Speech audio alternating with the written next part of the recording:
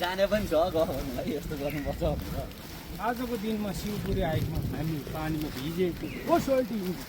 शिवपुरी हाइटमै छौँ अहिले हामी फर्किँदैछौँ बाटोमा छौँ दायाँहरू अगाडि लाग्दै हुनुहुन्छ बागदुवार आइपुग्यौँ हामी अहिले अब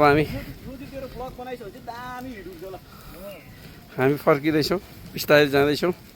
पानी चाहिँ ठुलै पऱ्यो माथि पानी चाहिँ असिना पानी नै परेको कारणले गर्दाखेरि हामी बिस्तारै फर्किँदैछौँ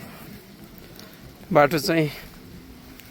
सहजै छ यतापट्टिबाट आउँदाखेरि बुढाइङकण्ठबाट आएको हामी यता सुन्दै जलबाट भन्दा बुढाइङकण्ठबाट बाटो चाहिँ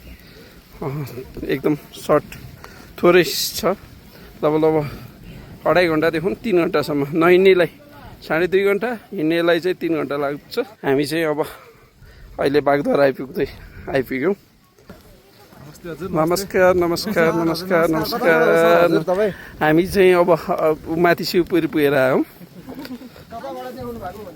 ए हामी तलैबाट हो र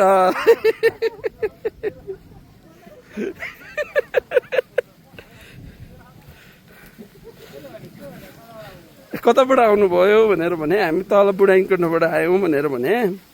तलपट्टि निकुञ्जबाट हामी बागदुवार आइपुग्यौँ यो चाहिँ बागमतीको मुहान भनेको यही हो अब मुहान यहाँको मुहान त देखिन्न मुहान जति सबै अब वरिपरि अब सबैले पानी चाहिँ